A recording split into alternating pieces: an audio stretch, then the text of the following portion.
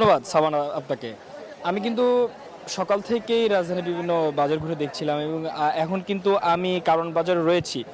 কারণ বাজারে এখন কিন্তু আমি দেখছি যে বাজারটা কিন্তু একটু মিশ্র প্রতিক্রিয়া দেখা যাচ্ছে এবং বিভিন্ন পণ্য কিন্তু দাম উঠানামা করছে। আমি যদি একটু সবজির বাজারটি দেখাতে চাই তাহলে কিন্তু দেখবো যে সবজির বাজারে তেমন কিন্তু এখন পর্যন্ত দাম বাড়েনি। আগের সপ্তাহে যে দাম ছিল সেই দামে কিন্তু এখন পর্যন্ত বিক্রি হচ্ছে। আমি যদি একটু বলি ঢেঁড়স কিন্তু বিক্রি হচ্ছে 30 থেকে 40 টাকাতে,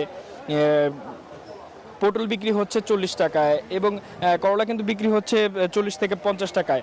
লাউ কিন্তু পাওয়া যাচ্ছে এখন 50 টাকা দরে এবং শসা বিক্রি হচ্ছে কিন্তু 80 টাকা কেজিতে।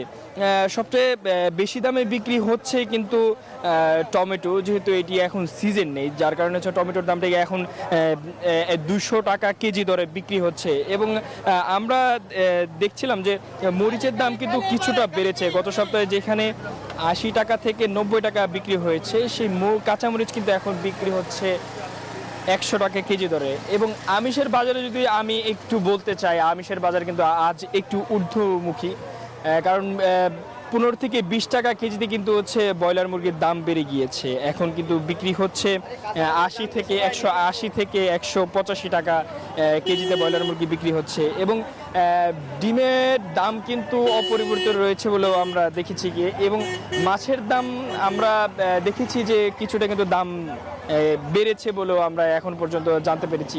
কিন্তু সবজির বাজারে স্বস্তি ফিরেছে এটি বিক্রেতারা বলছিলেন এবং ক্রেতারা বলছিলেন যে সরবরাহ কিন্তু এখন পর্যন্ত স্বাভাবিক রয়েছে। তো এখন পর্যন্ত বলা যায় যে বাজার ওইরকম কিন্তু ঊর্ধ্বমুখী নেই। তো রাজধানী থেকে এই ছিল আমার কাছে সর্বশেষ তথ্য। আমরা চলে যাব আমরা আরেক সহকর্মী নয়ন বরুয়া জয়ের কাছে। জয়, আপনি জানাবেন যে হচ্ছে চট্টগ্রামের বাজার পরিস্থিতি এখন কেমন?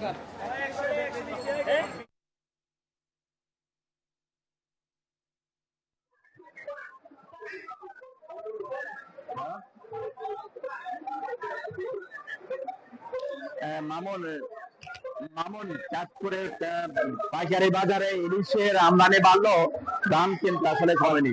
আমি আছি চাঁদপুরে সবচেয়ে বড় পাইকারি বাজার ইলিশের, বড় স্টেশন ইলিশের পাইকারি বাজারে।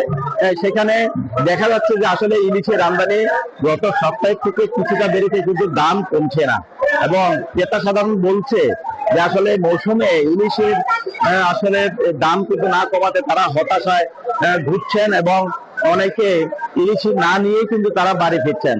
আর বিক্রেতারা বলছেন যে আসলে ইলিশের এই মৌসুমে ইলিশের যে পরিমাণে আমদানি থাকার কথা ছিল, কিন্তু সেই পরিমাণ আমদানি না থাকার কারণে ইলিশের দাম আসলে কমানো যাচ্ছে না এবং বেশি দামে ইলিশ কেনা হচ্ছে, যার ফলে বেশি দামে আবার বিক্রি করতে হচ্ছে।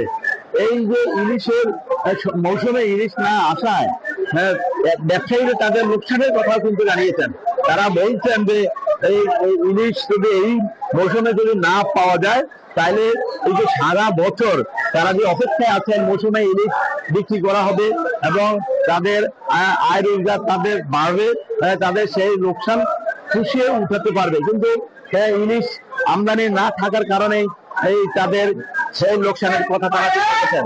আসলে এই চাঁদপুর ঘাটে দেশের বিভিন্ন অঞ্চল থেকে কিন্তু ইলিশ এখানে আসে এবং বিশেষ করে হাতিয়া সন্দ্বীপ, চট্টগ্রাম, আলেকজান্ডার, ভোলা, বরিশাল বিভিন্ন এলাকা থেকে কিন্তু ইলিশ এই ঘাটে আসে।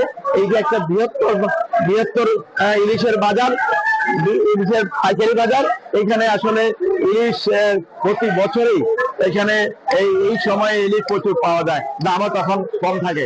এই ছিল চাঁদপুরের পাইকারি বাজারে ইলিশের সর্বশেষ। আমি ফিরছি স্টুডিওতে। সগন ও মামুন, আপনাদেরকে ধন্যবাদ। প্রতি সপ্তাহে সর্বোচ্চ বার বিকাশ পেমেন্টে 50 জন হবেন পেমেন্ট চ্যাম্পিয়ন। জিতে নিন টিভি সহ আকর্ষণীয় সব প্রাইজ।